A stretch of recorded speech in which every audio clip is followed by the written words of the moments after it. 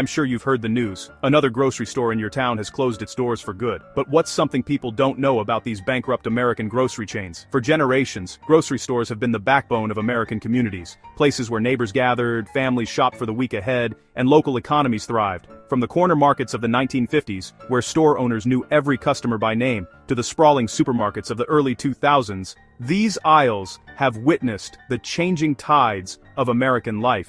In the 1970s and 80s, grocery stores became more than just places to buy food. They were community centers, supporting local farmers, sponsoring Little League teams, and providing first jobs for teenagers. But today, a quiet crisis is sweeping across America's grocery aisles. Economic pressures, like rising inflation, which saw food prices jump over 11% in 2022 alone, supply chain disruptions triggered by global events, and the explosive growth of online shopping, have put immense strain on traditional grocery chains. Many stores, once bustling with life, now stand empty and abandoned. The COVID-19 pandemic accelerated these trends, pushing more shoppers online and exposing vulnerabilities in how food gets from farm to table.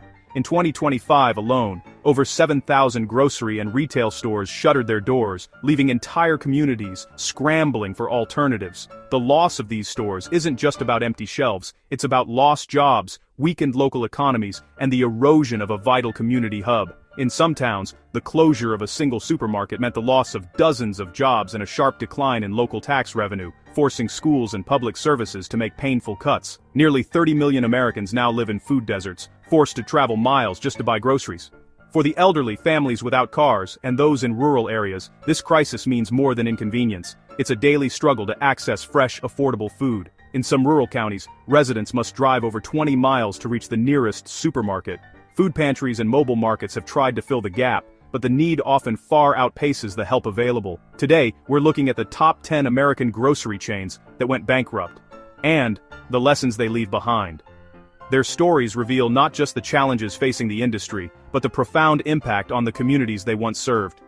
As we explore these stories, we'll see how shifting consumer habits, corporate missteps, and broader economic forces have reshaped the American grocery landscape, and what it means for the future of food access in our country.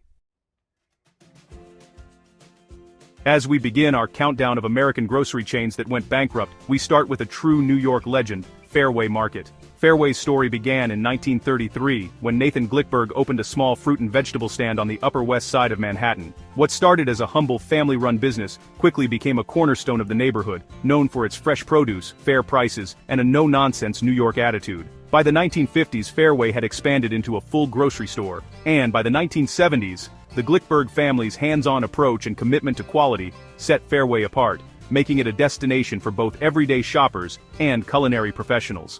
In 1995, Fairway opened its second location in Harlem, marking the beginning of a new era of growth. Fairway's business model was simple but effective: offer the freshest products, source unique and hard-to-find items, and keep prices competitive. The store's quirky, sometimes chaotic atmosphere was part of its charm. Employees shouted out daily specials, customers squeezed past each other in narrow aisles, and the air was filled with the aroma of fresh coffee beans being ground on site. Regulars were greeted by name, and staff often shared recipes or cooking tips, fostering a sense of community that's rare in today's retail world. One longtime customer, Maria Lopez, recalled, "I used to bring my kids every Saturday. The staff knew us, and we always left with something new to try." Over time, Fairway became a mecca for food enthusiasts and chefs alike. Its aisles overflowed with rare ingredients, international delicacies, and the kind of personal service that made shopping an experience, not just a chore. The market's reputation spread, and soon Fairway was synonymous with New York's vibrant food culture. By 2007, Fairway had opened its flagship store in Red Hook, Brooklyn, drawing crowds from all over the city. But as Fairway's popularity soared, so did the ambitions of outside investors. In 2007, private equity firm Sterling Investment Partners acquired a controlling stake in Fairway, valuing the company at over $150 million. Backed by Wall Street money, the company embarked on an aggressive expansion plan, opening new locations across New York and into the suburbs. Between 2007 and 2013, Fairway grew from 3 to 15 stores, but this rapid growth was fueled by over $300 million in debt. The pressure to deliver quick returns led to changes in management, cost-cutting measures, and a shift away from the family-run ethos that had defined Fairway for decades. the grocery landscape was also changing. National chains like Whole Foods and Trader Joe's entered the New York market, bringing with them deep pockets and high-tech conveniences. When Amazon acquired Whole Foods in 2017, Albrian, Finanzstunden des Insign, Ondecken Sudden Twinabine, the competition intensified, and Fairway found itself squeezed between discount grocers and luxury retailers. In an attempt to keep up, Fairway slashed prices and standardized its operations, but these moves eroded the unique character and personal touch that had made it special. Customers like David Kim noticed the difference. It just wasn't the same Fairway anymore. The staff seemed rushed, and the products felt generic. The financial strain became overwhelming. In 2013, Fairway went public, raising $177.5 million in its IPO, but the company continued to lose money, reporting net losses of $32 million in 2014 and $82 million in 2015. In 2016, Fairway filed for bankruptcy, hoping to restructure and regain its footing, but the underlying problems, mounting debt, increased competition, and a loss of identity, persisted. Attempts to modernize the business often clashed with the expectations of longtime customers, and the once loyal community began to drift away. By 2020, a second bankruptcy proved fatal. Beloved locations shuttered their doors for good, leaving empty shelves and heartbroken customers in their wake. For many New Yorkers, the loss was personal. Neighborhoods that had relied on Fairway for decades suddenly found themselves without a local grocery store, and the void was felt deeply by all who had called Fairway their own. In the Upper West Side, residents organized farewell gatherings, sharing stories of holiday meals and family traditions that began at Fairway. The closure of Fairway Market rippled through New York's communities. For seniors, families, and small businesses, the loss meant longer trips for groceries, fewer options, and the disappearance of a cherished gathering place. Local food producers and artisans who once relied on Fairway to showcase their products also felt the impact, as did employees who lost not just their jobs, but a sense of family and belonging. In Harlem, community leaders warned of growing food deserts and the loss of affordable fresh produce. The fall of Fairway Market is more than just a business story, it's a cautionary tale about what happens when local identity is sacrificed for corporate growth.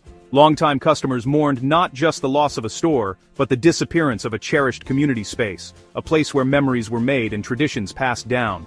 When grocery stores lose their soul, communities lose more than just a place to shop. They lose a vital piece of their identity, their history, and their heart. Fairway's story is a reminder that in the rush for growth, we must not forget the value of local roots and the power of community. The legacy of Fairway Market lives on in the memories of those who shopped there, the recipes passed down through generations, and the neighborhoods forever changed by its presence and its loss. Carter's Foods wasn't just a grocery store, it was a Michigan institution woven into the fabric of small-town life for nearly a century. Founded in 1924 by the Carter family in a modest storefront in rural Michigan, the business quickly became a gathering place for the community.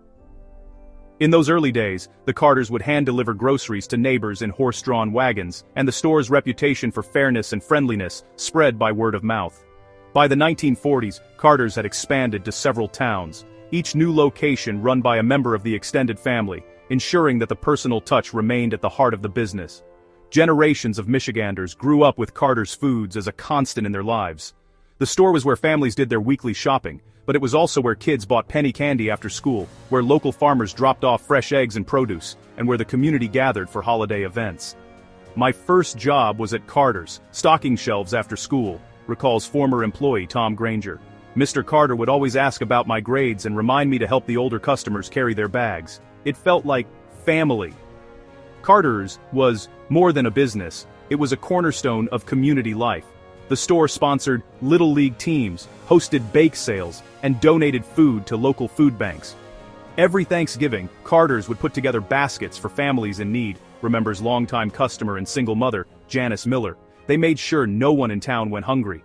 The store's bulletin board was always packed with flyers for church suppers, school plays, and lost pets, making Carter's the unofficial news center of the town. But as the decades passed, the landscape of American retail began to shift. National giants like Walmart and Meijer moved in, building massive stores on the outskirts of these small towns. With their deep discounts, endless aisles, and aggressive marketing, they drew customers away from Carter's. The local chain simply couldn't compete on price, selection, or sheer scale. The arrival of these big-box stores marked the beginning of the end for Carter's Foods. The challenges didn't stop there. As supply chains became more centralized and food distributors favored larger clients, Carter's found it harder to stock the same variety of products at competitive prices. Rising costs, shrinking margins, and mounting debts put increasing pressure on the family-owned business.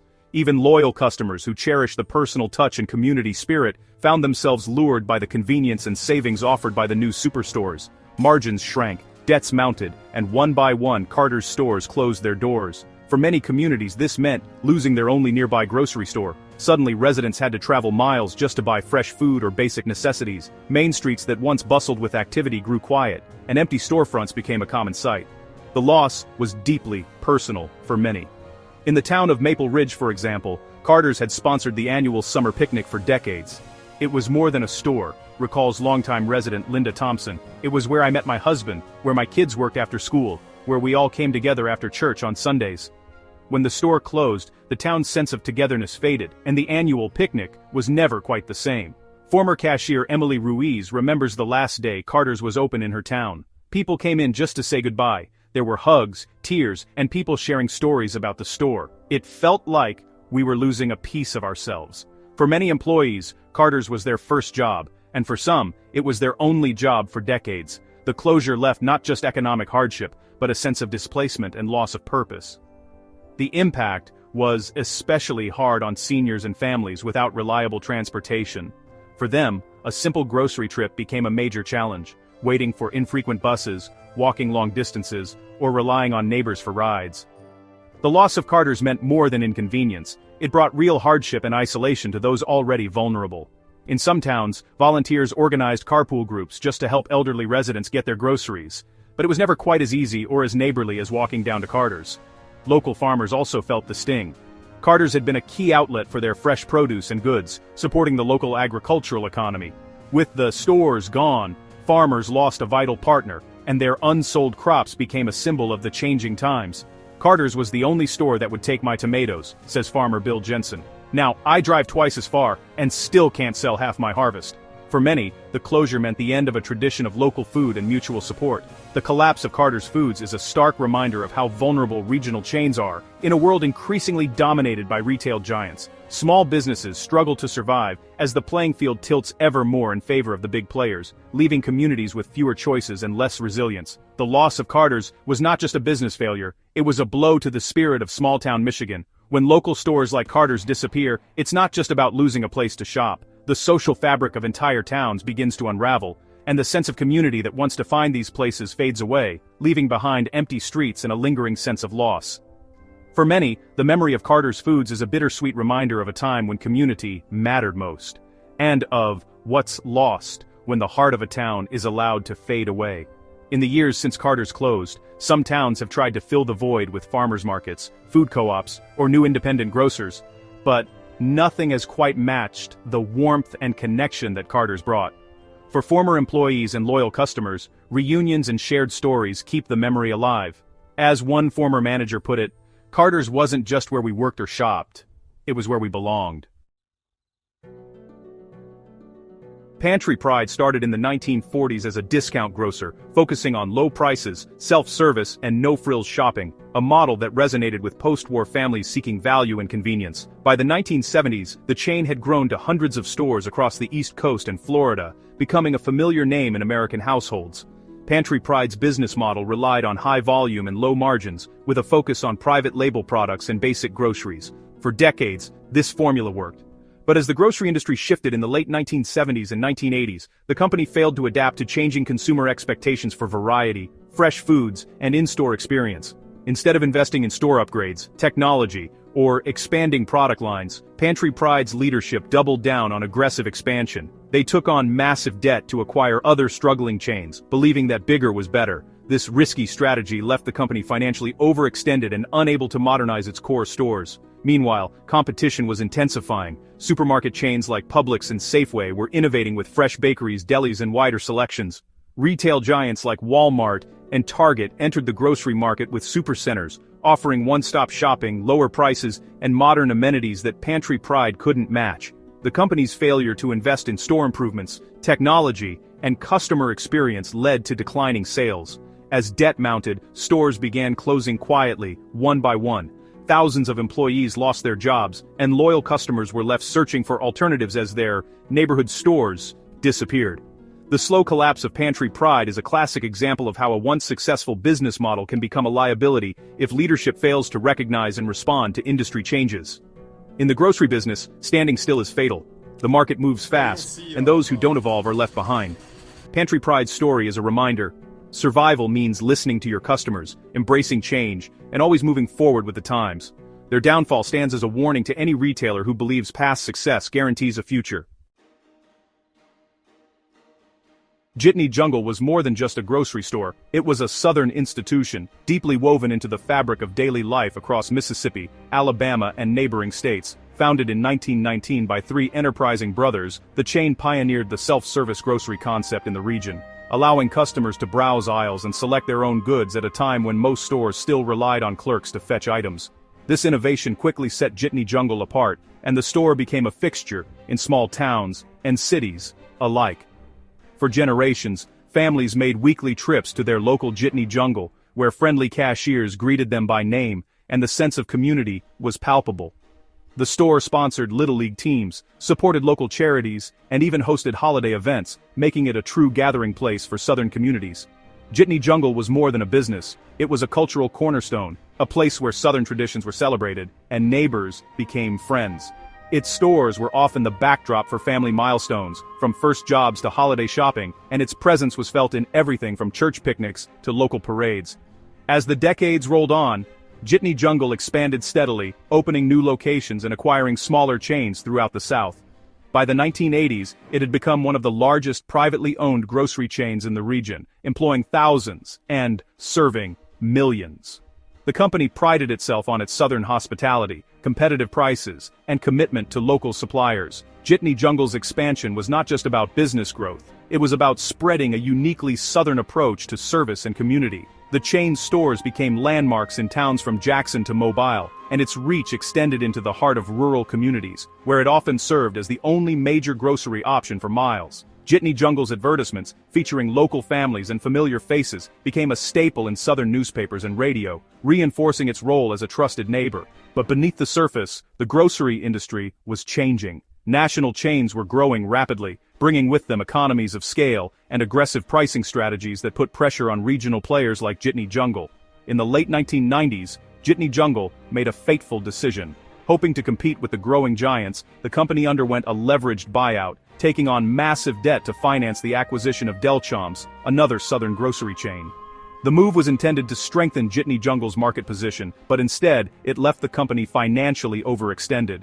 Suddenly, leadership was forced to focus on servicing debt rather than investing in stores or customer experience. Cost-cutting measures became the norm, and the once warm atmosphere began to fade as longtime employees were let go and community programs were scaled back. Meanwhile, the stores themselves began to show their age. While competitors like Kroger and Walmart invested heavily in modern layouts, technology, and expanded product lines, Jitney Jungle struggled to keep up. Shoppers noticed the difference: outdated interiors, limited selections, and a lack of the excitement found in newer supermarkets. The chain's inability to adapt to changing consumer preferences and retail trends only accelerated its decline. As national chains slashed prices and offered one-stop shopping, Jitney Jungle's loyal customer base began to dwindle. The sense of Southern pride that once defined the chain was slowly eroded by the realities of a changing retail landscape. The consequences were swift and painful. In 1999, Jitney Jungle filed for Chapter 11 bankruptcy protection, seeking to reorganize its debts and keep its doors open. But the financial strain proved too great. Store closures swept through small towns and cities alike, leaving behind empty shelves and broken routines. Loyal employees, some of whom had spent decades with the company, faced layoffs and uncertain futures. For many communities, the loss of Jitney Jungle was more than just the disappearance of a grocery store. It was the end of a gathering place, a local institution, and a source of pride. The ripple effects were felt far beyond the checkout lanes, as local suppliers lost a key customer, and neighborhoods lost a familiar anchor. Bankruptcy proceedings dragged on, with assets sold off to pay creditors and remaining stores gradually shuttered or rebranded under new ownership. Today, the faded signs and abandoned buildings serve as a stark reminder. Even the deepest roots can be uprooted by financial missteps and a failure to adapt. Jitney Jungle's fall is a cautionary tale for any business that forgets to evolve with the times. The bankruptcy process not only dismantled a beloved chain, but also left a void in the communities it once served. The chain story is a lesson in the dangers of overexpansion, the risks of debt, and the importance of staying connected to both customers and community. For the South, it truly was the end of an era. The story of Jitney Jungle stands as both a cherished memory and a warning for other regional chains. Adaptation is essential, and the heart of a community can be lost in the blink of an eye. Jitney Jungle's legacy lives on in the memories of those who shopped its aisles, a testament to the power and fragility of local institutions in a changing world. Its cultural significance endures, not just as a grocery store, but as a symbol of Southern community, tradition, and resilience.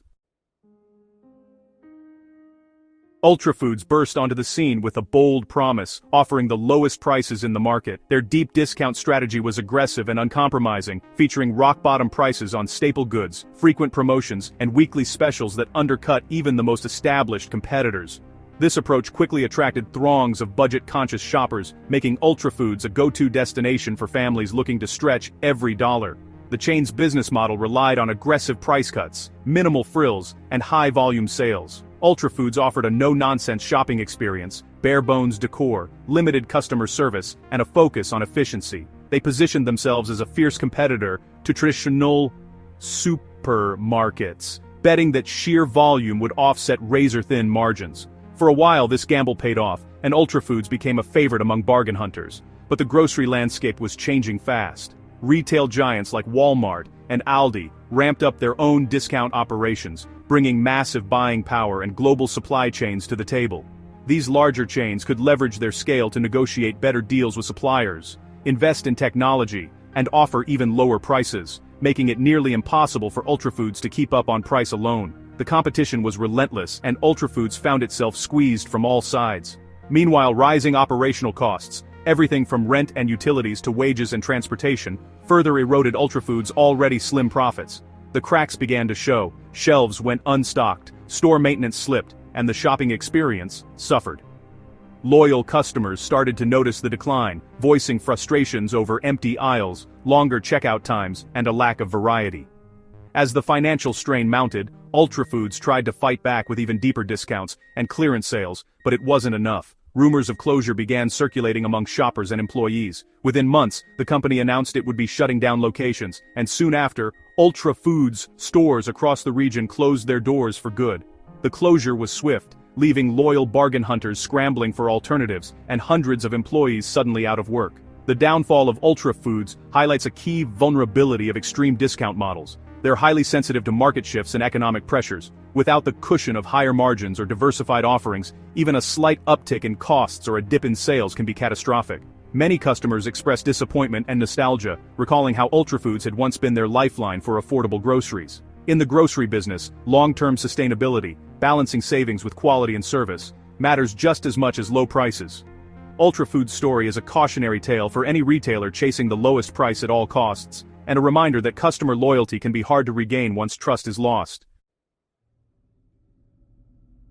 Family Dollar was once a lifeline for millions, especially in food deserts, places where affordable groceries are scarce and every store matters. Founded in 1959, the chain built its legacy on providing low-cost essentials to working-class families and seniors, growing to thousands of locations across the country.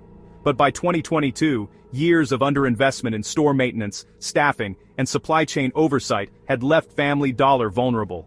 A massive rat infestation at a key Arkansas distribution center exposed deep, systemic operational failures. The infestation, which had gone unchecked for months, contaminated food, medicine, and household goods shipped to over 400 stores across multiple states. The fallout was immediate and severe.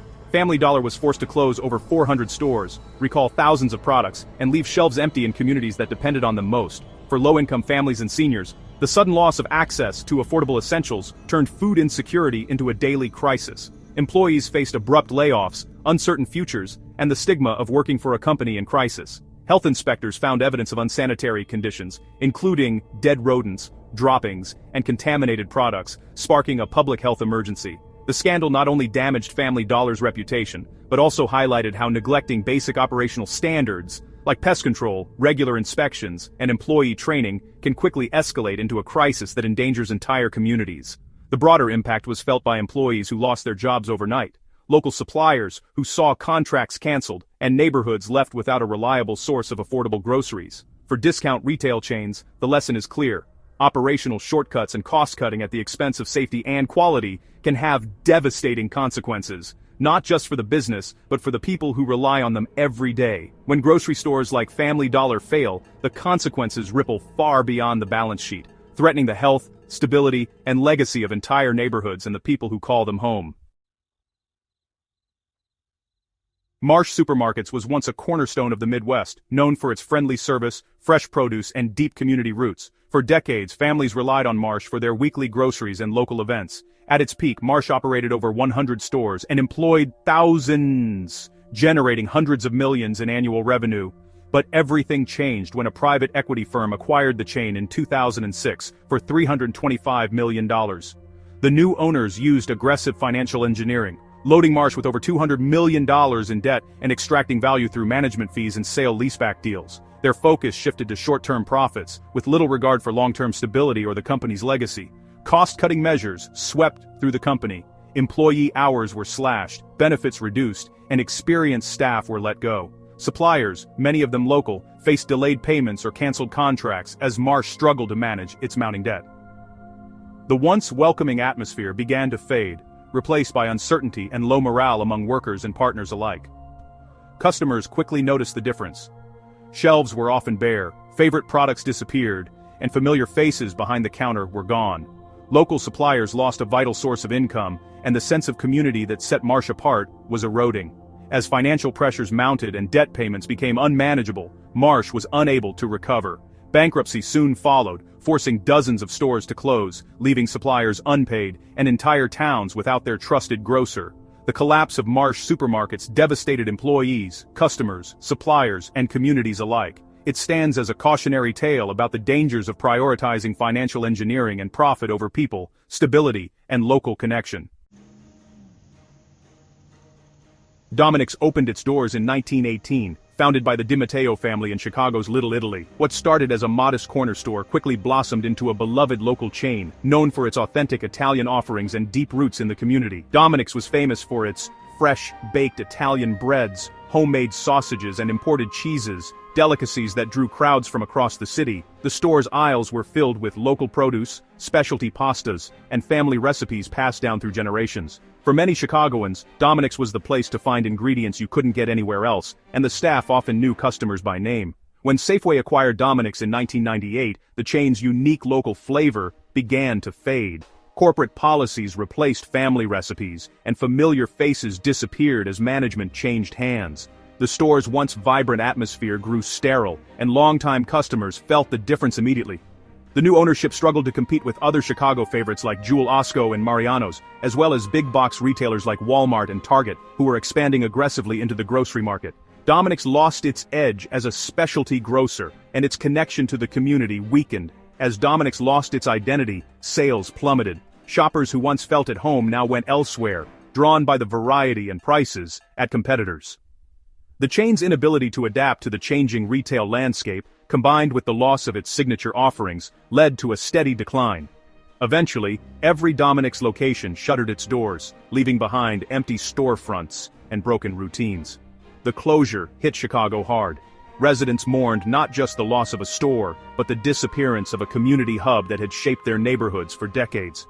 For many, Dominick's was a symbol of Chicago's rich cultural tapestry, a place where traditions were shared and friendships formed. Community members organized meetings, wrote letters, and even held rallies in hopes of saving their beloved grocer, but the efforts couldn't turn the tide. Dominick's story is a powerful reminder of the importance of respecting local culture in retail. When a store becomes part of a city's soul, losing it means losing a piece of history and a sense of belonging that can never be replaced.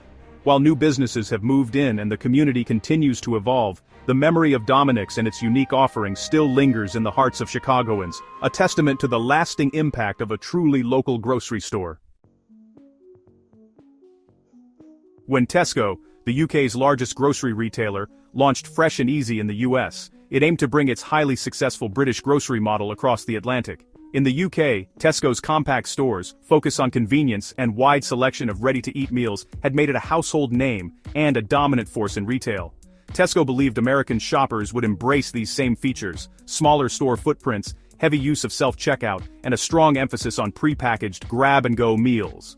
But the US grocery landscape was very different from the UK's, and these imported ideas didn't translate as expected. American customers were often puzzled by the unfamiliar store layouts and the lack of well-known brands. Many missed the traditional grocery staples and fresh produce they expected, and the self-service approach felt impersonal compared to the customer service they were used to.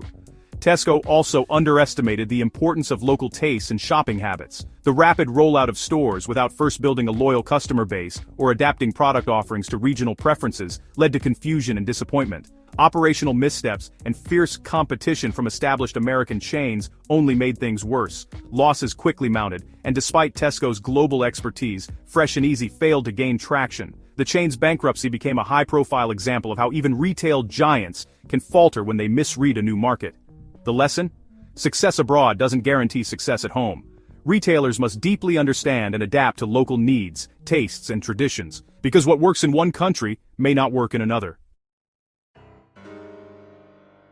The Great Atlantic and Pacific Tea Company, or A&P, began its remarkable journey in 1859 as a modest tea and coffee shop in New York City. Over the next century, A&P would become a symbol of American retail innovation and ambition. A&P revolutionized grocery shopping by introducing the first chain store model, pioneering private label products, and launching the concept of the modern self-service supermarket. Their innovations included in-house baking, roasting their own coffee, and offering affordable prices to millions of families.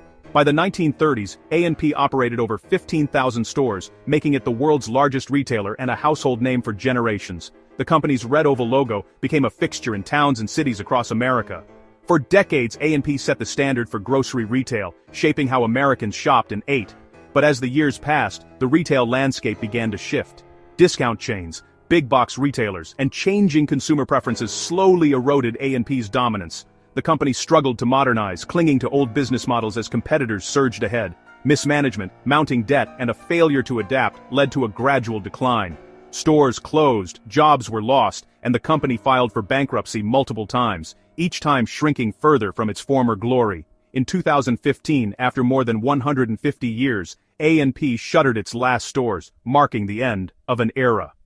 Communities mourned the loss of a retail icon that had shaped American shopping for generations.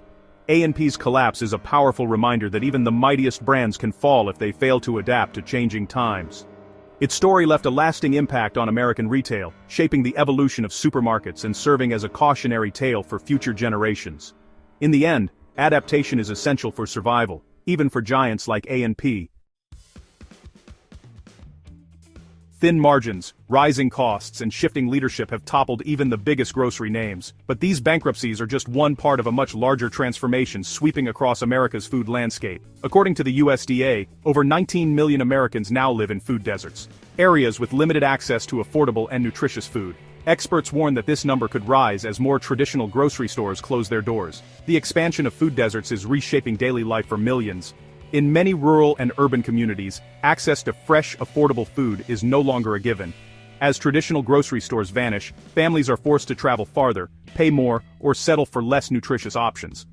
Dr. Lisa Martinez, a public health expert, notes that food insecurity is directly linked to higher rates of obesity, diabetes, and heart disease. The disappearance of grocery stores isn't just history, it's happening now. For some, it means the loss of a neighborhood hub. For others, it's a daily struggle to put healthy meals on the table. The ripple effects touch everything from local jobs to public health. In 2023 alone, over 10,000 grocery jobs were lost nationwide, according to industry data.